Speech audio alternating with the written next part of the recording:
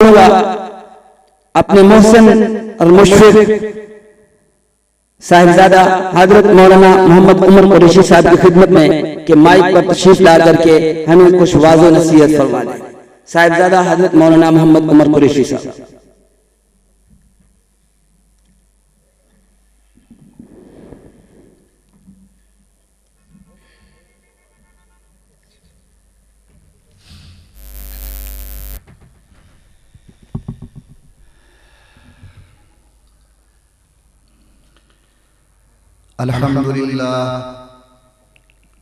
الحمدللہ وقفا والصلاة والسلام على سید الرسل وخاتم الانبیاء وعلى آلہ الاتقیاء واصحابہ الاسفیاء اما بعد اعوذ باللہ من الشیطان الرجیم بسم اللہ الرحمن الرحیم وما ارسلنا من قبلك من رسول الا نوحي اليه انه لا اله الا انا فاعبدون قال النبي صلى الله عليه وسلم من قال لا اله الا الله دخل الجنة او كما قال النبي صلى الله عليه وسلم صدق الله العلي العظيم وصدق رسوله النبي الكريم ونحن على ذلك لمن الشاهدين والشاكرين والحمد لله رب العالمين اللهم صل على محمد وعلى آل محمد كما صليت على إبراهيم وعلى آل إبراهيم إنك حميد مجيد اللهم بارك على محمد وعلى آل محمد كما باركت على إبراهيم وعلى آل إبراهيم إنك حميد مجيد حضور اکرم صلی اللہ علیہ وسلم کی ذات بابرکات پر تحفہ درود و سلام پڑھنے اور بھیجنے کے بعد محترم بزرگوں، مقرر نوجوان ساتھیوں، اس سے قبل کہ میں دو چار باتیں برادر عزیز حضرت مولانا محمد مغیرہ صاحب کے حکم کے ساتھ عرض کروں، میں نہایت شکر گزار ہوں شیخ الحدیث حضرت مولانا محمد اقبال دامت برکاتہ العالیہ اور ان کے رفقاء کار کا، جنہوں نے اس گئے گزرے دور کے اندر اتنی عظیم الشان بین الاقوامی محفل حسن قرات منعقد کی اور دور دراز سے قرہ حضرات کو یہاں مدعو کر کے ہمیں زیارت کا موقع نصیب کیا۔ دعا ہے پروردگار عالم ان کی اس محنت کو منظور و مقبول فرمائیں اور قرآن کریم سننے کے بعد اللہ میاں ہم سب کو قرآن پر عمل کرنے کی توفیق بخشیں۔ میرے محترم دوستو، قرآن کریم نے بنیادی طور پر تین اصولی عقیدوں کو بار بار بیان کیا ہے۔ از اول تا آخر اگر آپ حضرات قرآن کریم کا بغور مطالعہ فرمائیں تو تین عقیدوں کو قرآن کریم نے بار بار محکم انداز کے اندر بیان کیا ہے۔ نمبر ایک عقیدہ توحید، نمبر دو عقیدہ رسالت اور نمبر تین عقیدہ قیامت۔ ہم مسلمانوں کے یہ تین بنیادی عقیدے ہیں۔ سب سے پہلا عقیدہ کہ اللہ تعالی اپنی ذات مبارک کے اندر بھی اکیلے ہیں اور اللہ تعالی اپنی صفات مبارک کے اندر بھی اکیلے ہیں۔ یہی وہ عقیدہ ہے جس کے پرچار کے اندر رحمت کائنات صلی اللہ علیہ وسلم کو تکالیف کا سامنا کرنا پڑا۔ امام الانبیاء سرکار دو عالم کو محمد کی جگہ نعوذ باللہ مذمم کہا گیا۔ رحمت کائنات کا جوتا مبارک خون سے لطمت ہوا۔ امام الانبیاء کی پیشانی خون سے رنگین ہوئی، یہاں تک کہ مکہ مکرمہ چھوڑنے پر مجبور کر دیا گیا۔ میرے آقا نے سب کچھ گوارا کیا، برداشت کیا، لیکن اس عقیدے کے پرچار کو حضور نے نہیں چھوڑا کہ اللہ تعالی ذات میں بھی اکیلے ہیں، اور اللہ تعالیٰ صفات کے اندر بھی اکیلے ہیں۔ یہ عقیدہ صرف میرے محبوب کا نہیں، اللہ تعالیٰ فرماتے ہیں وَمَا أَرْسَلْنَا مِن قَبْلِكَ مِن رَّسُولٍ إِلَّا نُوحِي إِلَيْهِ أَنَّهُ لَا إِلَٰهَ إِلَّا أَنَا فَاعْبُدُونِ۔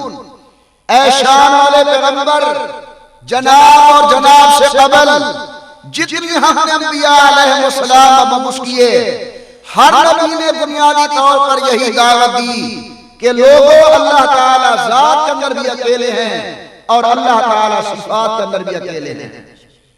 آپ ذرا اپنی زبان کو حرکت دیں، جنبش دیں، بولیں اونچی آواز کے ساتھ کہ نفع اور نقصان کا مالک کون، اور اونچی آواز کے ساتھ کہیں نفع نقصان کا مالک کون، عزت ذلت دینے والا کون، بارشیں دینے روکنے والا کون، دل کے رازوں کو جاننے والا کون، ہماری بگڑی بنانے والا کون، بیٹا بیٹی دینے والا کون۔ میں عام طور پر مسئلہ سمجھانے کی خاطر عرض کرتا ہوں، اللہ میں تیری قدرت کاملہ پہ قربان جاؤں، اللہ اولاد دینے پر آئیں مجھے عطا کریں، دینے پر آئیں میرے بھائی مولانا عبدالغفار کو بچے عطا کریں، اللہ میاں دینے پر آئیں مولوی اور پیر کو اولاد دیں، اللہ میاں دینے پر آئیں امیر اور غریب کو بیٹے اور بیٹیاں عطا فرمائیں، اللہ میاں دینے پر آئیں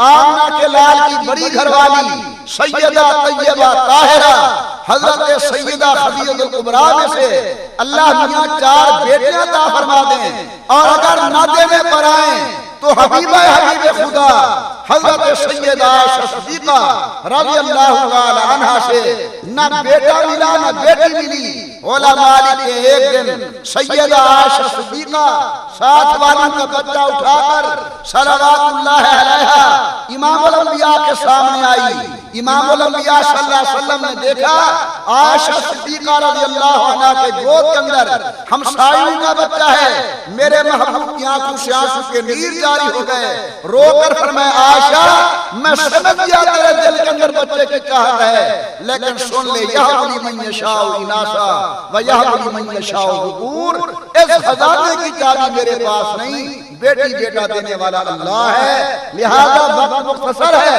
پہلی بات یاد رکھیں، ہمارا یہ بنیادی عقیدہ ہے مسلمانوں کا کہ اللہ میاں ذات میں بھی اکیلے ہیں اور اللہ تعالیٰ صفات میں بھی اکیلے ہیں۔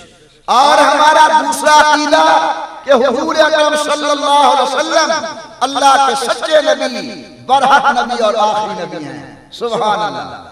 یہ بھی ماننا ہے کہ امام الانبیاء حضرت عبداللہ کے بیٹے ہیں، یہ بھی عقیدہ رکھنا ہے کہ سیدہ آمنہ کے لخت جگر ہیں، یہ بھی عقیدہ ہے کہ مکہ مکرمہ کے اندر پیدا ہونے والے ہیں، حضرت مفتی محمد کفایت اللہ صاحب لکھتے ہیں، یہ بھی ہمارا عقیدہ ہے کہ حضور اکرم کے دادا کا نام عبد المطلب ہے۔ سنیں ذرا کان کھول کر، حضور اکرم صلی اللہ علیہ وسلم عبداللہ کے بیٹے، آمنہ کے لخت جگر، حلیمہ کا دودھ پینے والے، حضرت عبد المطلب کے پوتے، لیکن ہماری طرح نہیں، ہم نے شروع کیا، لوگوں نے لالچ سمجھی، امام الانبیاء کی انگلی اٹھی، آسمان کا چاند 2 ٹکڑے ہو گیا، ہماری لعاب دہن لب نیچے گری، لوگوں نے نفرت کی، رحمت والے کی لعاب جناب علی المرضیٰ کی آنکھ پر لگی، شفا ہو گئی، ابو بکر کی ایڑی پر لگی، زہر کا اثر ختم ہو گیا۔ حضور کے متعلق یہ عقیدہ رکھنا ہے کہ عبداللہ کے بیٹے ہونے کے بعد حضور ہم جیسے نہیں بلکہ محمد الرسول اللہ امام الانبیاء سرکار دو عالم اللہ کے سچے نبی، برحق نبی اور آخری نبی ہیں۔ اور تیسرا ہمارا عقیدہ کہ قیامت ہونا ہے انشاءاللہ، ایک دن آئے گا مرنے کے بعد ہمیں اپنی قبروں سے اٹھایا جائے گا، ایک ایک ذرے اور ایک ایک پائی کا جواب دینا ہے۔ یہ وہ 3 بنیادی عقیدے ہیں جن کو اللہ کے قرآن نے بیان کیا۔ اگر عقیدہ ٹھیک ہے اعمال کا وزن ہوگا، اگر نعوذ باللہ من ذالک عقیدہ ہمارا بگاڑا ہوا ہے، بگاڑ ہے عقیدے کے اندر، تو یاد رکھے نہ نماز کی کوئی قدر، نہ روزے کی کوئی قدر، نہ اعمال کی کوئی قدر۔ اعمال کی قدر تب بنے گی جب ہمارا عقیدہ ٹھیک ہوگا۔ اللہ تعالیٰ سے دعا ہے پروردگار عالم آپ کو اس حاجت کو صحیح عقیدے رکھنے کی توفیق عطا فرمائے۔ آخری گزارش تمام حضرات کی خدمت کے اندر وہ یہ ہے کہ ایک فتنہ چل رہا ہے دنیا کے اندر کہ لوگوں کو مولویت سے متنفر کرو۔ یہ ایک فتنہ ہے اس وقت اپنے عروج پر۔ قرآن خود سمجھو، حدیث خود سمجھو، کیوں جاتے ہو مولوی کے دروازے پر؟ قرآن کے ترجمے موجود ہیں۔ کیوں جاتے ہو مولوی کے دروازے پر؟ احادیث پاک کے ترجمے موجود ہیں۔ میں آپ سے یہ کہہ سکتا ہوں کہ اردو کے اندر نسخوں کی کتابیں موجود ہیں۔ کیوں جاتے ہو حکیم کے پاس اور کیوں جاتے ہو ڈاکٹر کے پاس؟ اگر اردو کے اندر لکھے ہوئے نسخے موجود ہونے کے باوجود صاحب فن کی ضرورت ہے، حکیم اور طبیب کی ضرورت ہے، سند یافتہ ڈاکٹر کی ضرورت ہے، تو پھر اردو والے ترجمے ہونے کے باوجود ہمیں مستند عالم کی ضرورت ہے۔ آپ کو قرآن کریم کی صحیح تفسیر اگر ملے گی تو علماء سے ملے گی، رسول اللہ صلی اللہ علیہ وسلم کی حدیث کی صحیح تشریح اگر ملے گی تو علماء امت سے ملے گی۔ آج دنیا کوشش کر رہی ہے کہ لوگوں کو علماء سے متنفر کیا جائے، لیکن میری گزارش یہ ہے کہ آپ نے سب کچھ برداشت کرنا ہے لیکن علماء کا ساتھ نہیں چھوڑنا۔ یہ حضرات روکھی سوکھی کھا کر خدا کے قرآن کو دل سے لگائے ہوئے ہیں، رسول اللہ صلی اللہ علیہ وسلم کی حدیث کو سینے سے لگائے ہوئے ہیں۔ اللہ تبارک و تعالی ان حضرات کے ساتھ ہمیں عقیدت و محبت نصیب فرمائے۔ اللہ تبارک و تعالی ان حضرات کے نقش قدم پر ہمیں چلنے کی توفیق عطا فرمائے۔ آخر کے اندر ایک مرتبہ پھر میں شکریہ ادا کرتا ہوں اس عظیم الشان کانفرنس کے انعقاد پر استاد العلماء حضرت مولانا محمد اقبال صاحب دامت برکاتہ العالیہ اور ان کو رفقائے کار کا اور وہ معاونین حضرات جنہوں نے کسی قسم کی ان کا تعاون کیا ہے، امداد کی ہے، اللہ تعالیٰ ان کے بارز اولاد میں برکت نصیب فرمائے۔ آمین بجاہ نبی الکریم وصلی اللہ تعالی علی خیر خلقی محمد وعلی آلہ وصحبہ وبارک وسلم۔ جزاک اللہ، جزاک اللہ۔